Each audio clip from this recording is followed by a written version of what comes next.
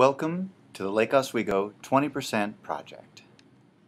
We're your hosts, Dave Mathis and G. Bundy. This project was sparked by an experience that I had at Google. You might have heard of them. They're responsible for 2/3 of all internet searches. They also have this really cool idea called 20% time, where they pay their employees their full wage, but they expect them to come up with projects of their own design 20% of the work time. It really got us thinking. I wonder if that would be a way that we could innovate our classrooms.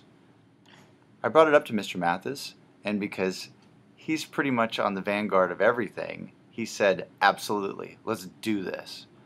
So we got thinking about how this could look. This is the idea from a school called Brightworks in San Francisco. You don't have to deal with all of this right now, but this is sort of a concept of self-directed exploration in education. I encourage you to look up their school. It's in San Francisco, and it's based off of partially off of a book by Geber Tully called Dangerous Things to Do with Your Children. Anyway, they have 3 stages to their process, and the first one is called exploration. And this could look like, maybe I'm interested in recording sound. Well, exploration. That's right. And so, what could I do? I could do some research about that. Maybe I'll start a blog about my interest in recording sound. And I come across some neat things. Oh wow, Les Paul invented multi-tracking. What does that even mean? Who was he? I'd like to learn about that. Maybe I find out I've got access to recording technology right at my fingertips. So then I come up with the next phase, which is the expression phase. This is where I decide, what is my project?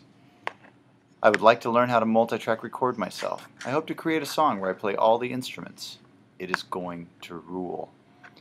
Yours could look very different. What does rule mean? It means it's going to be awesome. Yeah. So what you could do is, it could be a physical thing, like a song you're going to create, or it could just be you're going to teach yourself something you've always wanted to learn. Maybe you're going to build a guitar. It could look very different for everybody. So I just use this as a sample.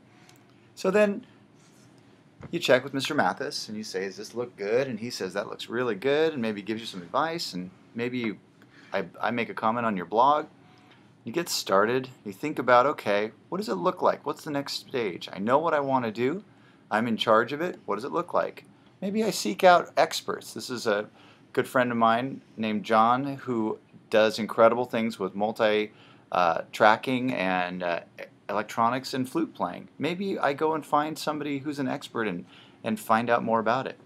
And I keep blogging about it, and I have a record of what I'm doing.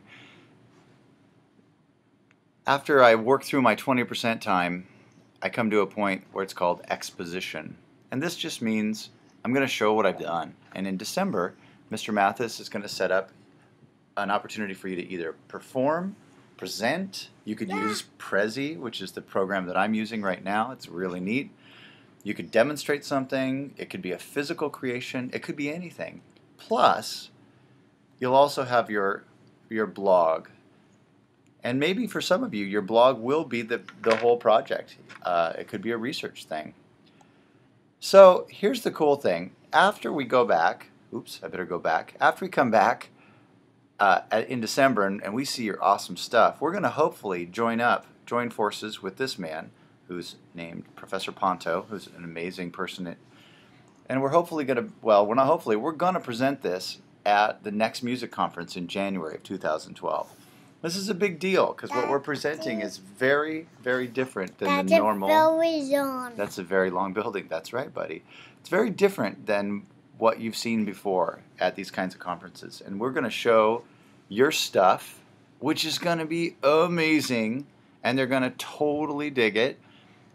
And then we're going to maybe think about how that's going to make education look in the future and bring on the revolution.